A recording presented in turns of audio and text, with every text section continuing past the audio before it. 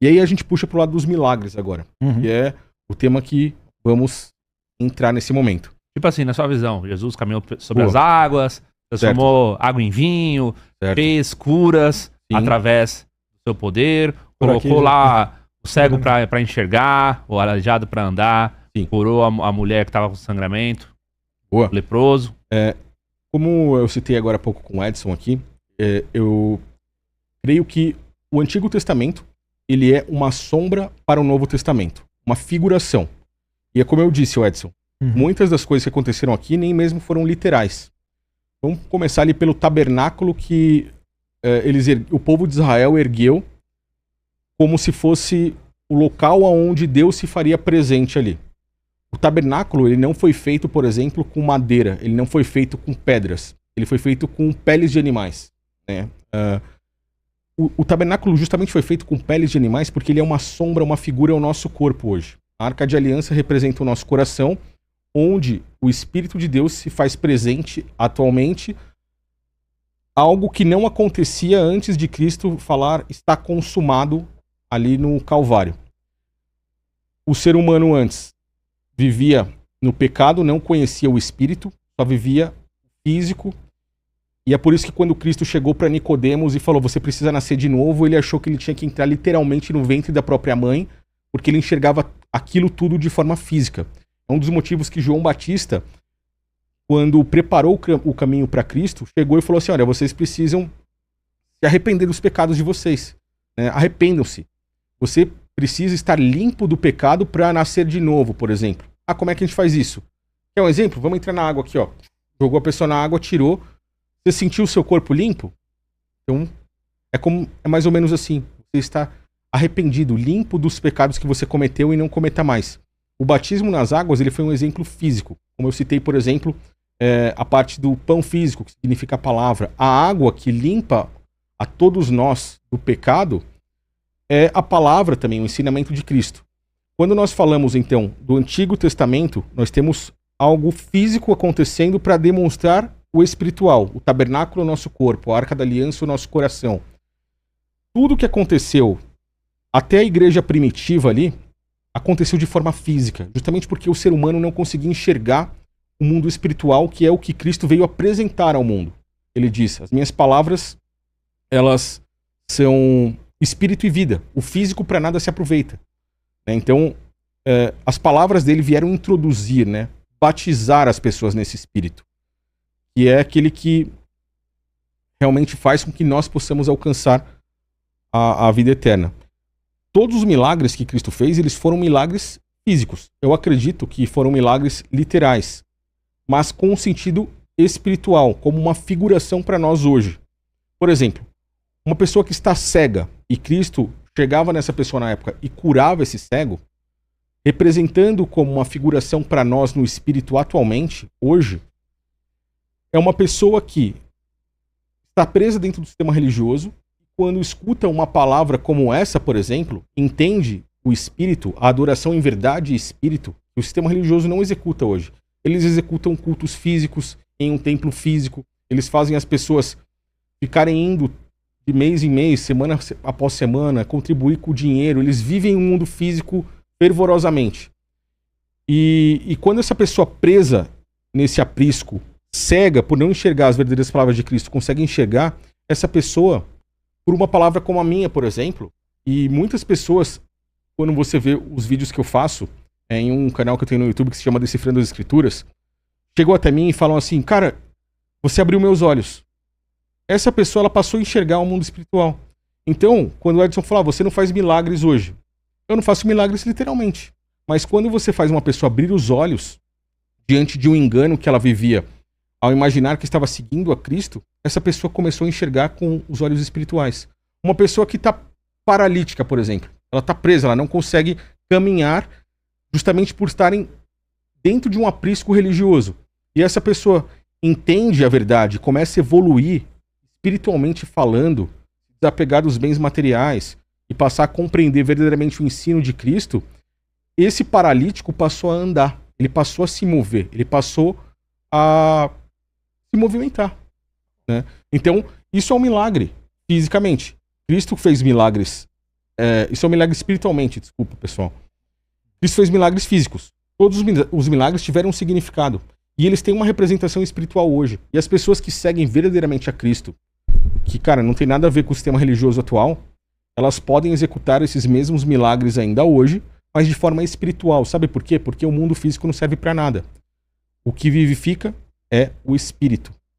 E é um dos principais ensinamentos de Cristo. Para mim, ele veio ensinar tudo com exemplos físicos e parábolas, mas para mostrar o espiritual, que é algo difícil de se entender, principalmente porque a gente não vê, não enxerga. Enxerga dessa forma. E agora...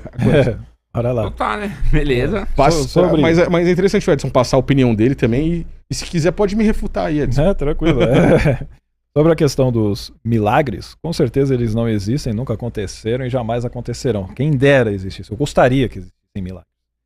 Tem um monte de criança aí sofrendo agora, com câncer na cabeça, em tudo quanto é parte do corpo, gritando, clamando por esse Deus que muitas acreditam, a família clamando, e não acontece absolutamente nada. E quando tem alguma melhora é porque elas estão fazendo tratamento médico por causa da ciência, por causa da tecnologia, por causa de seres humanos que buscam ali ficar anos e anos e anos estudando, simplesmente para conseguir de alguma maneira ajudar a nossa vida, né? Então, assim, não existem milagres. O que a gente tem aí, como eu falo, é fanfic, né? O pessoal vai criando essas teologias, basicamente para defender o ponto de vista delas, assim como você vai ter isso em várias outras mitologias. A mitologia cristã não é diferente da mitologia greco-romana, que também tem os seus milagres. Tem também transformação de água em vinho, também vai ter gente andando sobre as águas ou voando. Assim como Buda, séculos antes de Jesus, também tinha andado sobre as águas. Também se teletransportava. Então, assim, isso é algo comum no mundo antigo, mitológico, porque o pessoal tinha que, de alguma maneira, criar essas fantasias para justificar suas crenças. Milagres, basicamente, são falta de conhecimento. Alguma coisa que acontece a gente não sabe explicar, que não comentei, do Deus das lacunas, a gente fala, não sei o que é o universo, como começou, a origem da vida. É Deus. É a mesma coisa com milagre. Aconteceu, por exemplo, uma remissão espontânea, que é uma coisa documentada cientificamente. Tem até câncer que tem remissão espontânea. Câncer. Simplesmente está lá, daqui a pouco vai embora. Não foi milagre nem nada, ele simplesmente vai embora. Falta um conhecimento maior para a gente entender o que gerou isso e o que impede. É raro, mas acontece. Tá? Mas não tem só isso, a gente tem o que a gente chama de regressão à média. Ou seja, a parte estatística. Você está num pico ali de sofrimento, de dor, de angústia, ansiedade, depressão, o que for, de problema que você está passando, é natural que isso venha a melhorar. Você está num pico, isso vai cair. Isso é natural, acontece com uma série de áreas. Então, muitas vezes a gente está, por exemplo, passando mal e vai num culto, ou vai numa igreja, ou vai, sei lá, num grupo de oração, vai com você faz uma oração. Daqui a pouco, 2, 3 dias, a pessoa melhora. Ela iria melhorar. Só que ela vai atribuir pelo viés de confirmação a sua oração. E ela vai falar, opa, foi um milagre. Foi uma cura. Que eu jamais faria isso. Você jamais oraria por alguém. Eu vou responder depois. Beleza. Vou te passar minha opinião sobre isso. Tranquilo. Então, assim, ou mesmo que ela tenha feito alguma promessa, que católicos gostam de pagar promessa e tal, vai dizer que recebeu alguma graça, por isso eles vão ficar andando de joelhos. Caraca, que Deus maluco é esse que você gosta de ver a pessoa se ajoelhando e tal. Imagina se você, como um pai, tem uma filha, né? Sim. Imagina você lá, isso aí, filha, de joelhos agora.